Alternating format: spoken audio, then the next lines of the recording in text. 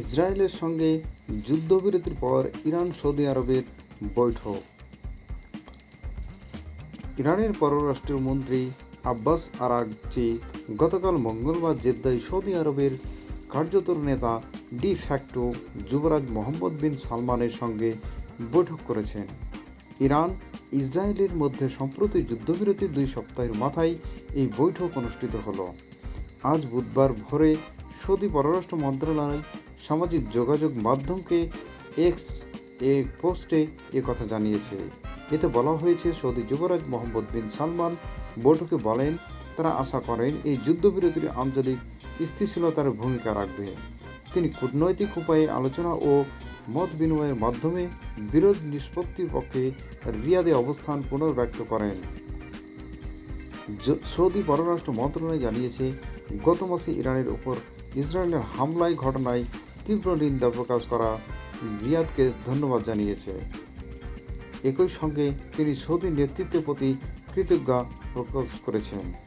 গত মাসে ইরানের উপর ইসরায়েলের হামলাকে আগ্রাসন ও আন্তর্জাতিক আইনের সুস্পষ্ট লঙ্ঘন বলে মন্তব্য করেছেন সৌদি আরব।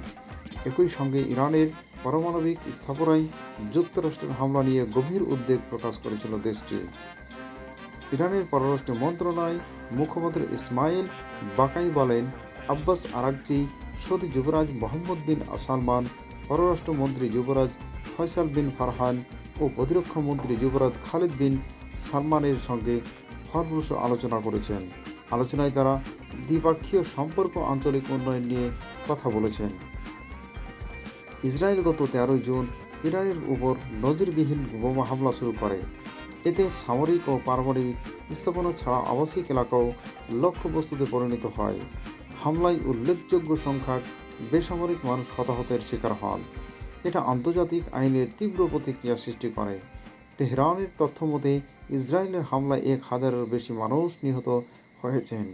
নিহত ব্যক্তিদের বেশ কিছু উচ্চপদস্থ সামরিক কর্মকর্তা ও পারমাণবিকরাও রয়েছেন। জবাবে ইরান ড্রোন ও ক্ষেপণাস্ত্রের দিকে ইসরায়েল হামলা চালায়।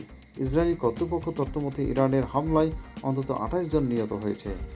যুক্তরাষ্ট্র গত এপ্রিল থেকে ইরানের সঙ্গে পরমাণু কর্মসূচি নিয়ে আলোচনা চালিয়ে আসছিল, কিন্তু 22 জুন যুক্তরাষ্ট্র নিজেই ইরানের উপর হামলা চালায়। এতে দেশটির কয়েকটি পারমাণবিক স্থাপনা নিশানা করা হয়।